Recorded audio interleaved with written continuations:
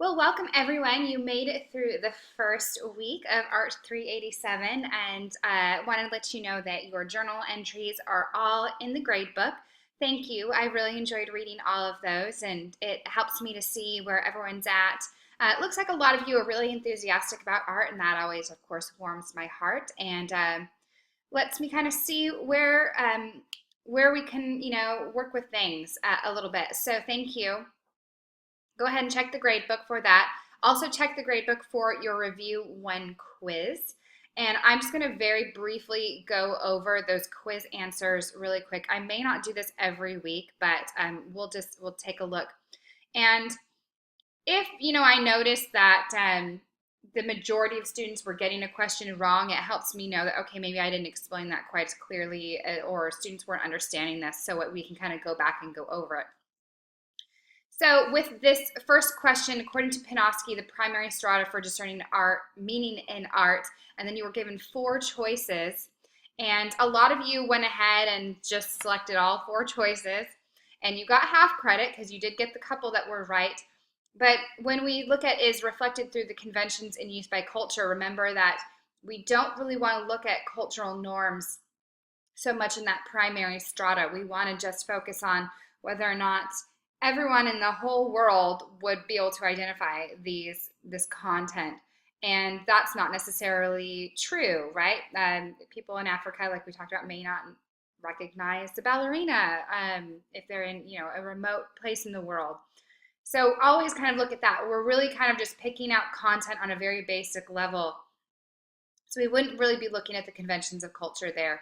We also wouldn't be identifying intrinsic meaning, because that one should have been an easy one, guys. That's the intrinsic level, right? We're looking at that that deeper kind of meaning that just goes naturally. So we are looking at illuminating the very basic subject matter of a work. It is based on our practical experience. And we are looking at it can only be understood as much as someone from another culture would understand. What we see is what we get.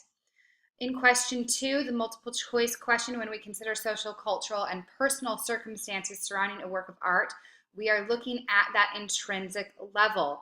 So in that primary level, we're just looking at that pure content. In that conventional level, we're starting to use our cultural understanding, but we're not really looking outside the picture frame at a historical or personal perspective of what surrounded the creation of that artwork, but we're definitely doing that in that intrinsic level. So most of you got that one right, so nice work there. Another true false: art is an artificial interpretation of the world requiring human intervention. And majority of you got that one. That is absolutely true, that it's artificial interpretation, right, of the world. So in question 4, taste determines what is considered art and what is not art. This one always people get a little shifty on. We cannot say that because we don't like something that it is not art. That's not how we define art. You wouldn't say that a meal is not food because you don't like it, right? So it's kind of the same thing with art. So we have to remove the sense of taste from defining art. Look at it from a little more of a objective standpoint, and then we can subjectively analyze it, but we can also objectively analyze it. Look at its cultural value. There's been a lot of work that I've done, a lot of reading and research and work with, that I don't necessarily love, but I kind of pull myself back and look at that cultural context there. And in question 5, the multiple choice question, this is all of the above. So art cannot just be about what makes money, because many blank are unpopular. And I gave you this hint because a lot of times students would just go directly to that lecture material and they'd say, well, he says this one thing and he didn't say the other thing, so it must just be this. And I put this note that, excuse me, I want you to use your critical thinking. Don't just regurgitate lecture material. So we know that all truths are not all truths are popular. Not all artists are popular, and not all ideas are popular. Whether they're true or not, whether they're valuable or not, that doesn't determine how the consensus of people often view them. So this would be all of the above. So that will give you a little overview of that first quiz, and hopefully that'll help you kind of see where I go with my questions. and all that good stuff. Okay, let's jump into our learning activities and start to look at week 2 here. Visual elements and mediums. This again is another week where we're building a vocabulary and a background knowledge for our understanding of art and the artists, the tools they use in their toolbox, so that we can use those tools to write about their work. So in your reading, in the Looking at Art, we're doing chapter 3, Style and the Formal Elements. And that's it. You're not doing anything in the visual culture text this week. So a little bit of a lighter week for as far as materials go, which is good because I want you to focus on that art encyclopedia. Or mini art encyclopedia, excuse me. But I do have a few short clips for you to view. This one is called Skill of Describing. And then this is a mini lecture that I've done called Naturalistic versus and Realistic versus Abstraction. And this is going to help you understand the difference in these terms of, non-representational, representational, abstract. And the reason I have that this week is because this week you are going to pick your images for your theory application paper. And we'll talk about that in just a moment. So your discussion board this week, last week we had a journal, this week you'll have a discussion board, the next week you'll have a journal, and we'll switch back and forth each week. Remember, this is where you get to really share your opinion, so go for it. In the discussion boards, be sure that you're engaging with your peers. You will not get full credit if you don't engage with peers. Okay, so I want you to download this chart called Psychology of Color, and it looks like this. And this is an extremely basic introduction into this idea of color psychology. So take that as you will. This isn't the end-all be-all. It's just to get you thinking about these ideas. Excuse my dog barking in the backyard. About what colors might be good to paint certain rooms in your house based on how you want those rooms to feel. It talks about those primary colors, yellow, blue, and red, and the emotions that they're going to evoke. And it's going to talk about advertising and accent colors and what we tend to think of when we think of these colors. And sometimes they can have very dissonant ideas. For example, black, can be very classic and slimming in fashion, and then it can represent death and mourning and evil as well. So colors are very interesting, and cultural context definitely makes a difference there. So go ahead and take a look at that before you dive into your discussion board.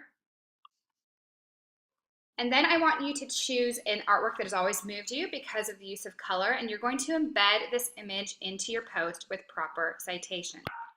And I'm going to show you how to do that. So if we click on our discussion boards here, and you can see that I've actually already done a thread. And so I'd like you to take a look at that and feel free to comment on it. We're going to talk about color there with Monet's Rouen Cathedral. But if we wanted to go back to this forum, we want to create a thread. It's going to give you your prompt here again. And we'll do, let's see, what image did I just pull up? I pulled up Van Gogh mulberry tree. So we give it a title, we type our discussion board. And then this button right here that looks like a little landscape painting, we're going to pick that. And then you can go ahead and browse your computer and attach an image. So it's gone ahead and attached this, and I can actually also edit the appearance of it. If, for example, this is a quite small image, I would have recommended getting a larger one. But say I want to change that and make it just a bit larger. And I can hit Insert. Okay. And there it is. It's right there in my discussion board. And of course, we would want to make sure that we give it a caption. So Vincent van Gogh, excuse me, with a capital G there. This is the mulberry tree. And of course, we would want that to be in italics. There we go. This was created in 1889. And it is oil on canvas. And of course, then I would also give the source, which would be the web address for where you would find that image. And so you can see that way when your discussion board pops up, it will be right there embedded into your post. There will be no attachment where your peers have to then download the image to view what artwork you're talking about. So that's the way I prefer that you do that. So describe why you find this image powerful. Does the artist's use of color parallel the information on the psychology of color chart? And then comment on at least one of your peers' posts. Maybe you would want to ask, what do you find especially effective about color here? Something you found interesting that they talked about that you want to discuss further with them. But again, make sure that you are participating. Your answers to these questions should be between 2 and 4 sentences in length. These are good sentences. These aren't little 4-word sentences. You will also be graded on your participation. Be sure to ask questions and answer when asked. And again, be sure to include your chosen artwork embedded into your discussion board entry. Okay. Moving on, we should be very familiar with how to do this mini art cyclopedia by now. Hopefully you started last week and got these first 10 images done. And this week you're working on the second 10 images, which all of this is what's present in this chapter of the book, Chapter 3, Style and the Formal Elements. So let me know if you have questions with that. Again, don't hesitate to ask me if you want me to take a look at where you're at with that and just make sure you're on the right track. I'm more than happy to do that. Okay, you also this week need to select your images for your theory application paper. So go to the week 4 learning activities, read the instructions for that paper. We will, of course, discuss it in more detail over the next couple of weeks. Next week, you're going to be writing an outline for that. But this week, you need to submit your 2 images that you will be writing your paper about. So one image needs to be naturalistic, realistic. This is why I recorded that mini lecture for you this week. One image should be considered abstract. Don't try and be the hero and be super original and pull, these really difficult images. It's okay. Pick very well-known artists that you're going to be able to pick a lot of or find a lot of research on, because you're new to writing about art and I want you to make your life a little bit easier. So don't pick super obscure artists that when you go to research them, you just can't find a thing on them. Make sure that you really have something very polarized. I want something very naturalistic and I want something quite abstract so that it makes it easier for you to compare and contrast the two. Now your images should be of the same subject matter, so 2 portraits. And when I say 2 portraits, don't give me a portrait of a young woman and a portrait of an old man, because you want to be able to compare and contrast them. Pick 2 similar portraits. Pick 2 landscapes or 2 battle scenes, 2 still lifes. Whatever it might be, we want them to be of very similar subject matter, because what we're going to be doing is comparing and contrasting how 2 different artists can take very similar subjects, so for example, portrait of a woman, and give us a completely different emotional response using the tools in their toolbox, making something completely naturalistic or making something completely abstract. Same subject generally, right? But can give us a completely different emotional reaction. Also, your images must be no older than 1830. Without fail, every time I teach this class, I get students giving me work from the 16 or 1700s. I'm using 1830 as a very general date of when modernism began. Since we're contemporary visual arts and culture, I don't really want to go any older than the age of modernism, okay? So keep that in mind when you're out there looking. Submit your images either by embedding them directly into the assignment text editor, so just like we learned how to embed an image, or you can do this in a Word doc file and upload that. Either way is fine. Your images must include full citations, which includes the artist's name, title of the work in italics, year artwork was created, medium of the artwork, and the source, which is the full web address of where you found your image. Images must come from either a museum or educational website. So, and I do that because I don't want you just Googling floral still life and pulling up something random off the internet.